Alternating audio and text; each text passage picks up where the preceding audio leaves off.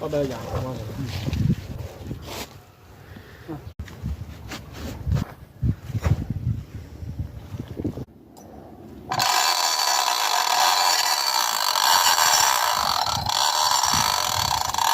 Ben de şu kötüyüm ya. Asıl yaşlanıyorum böyle.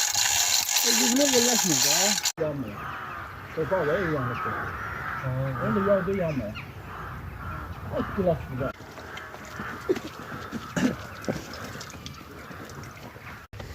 Ha?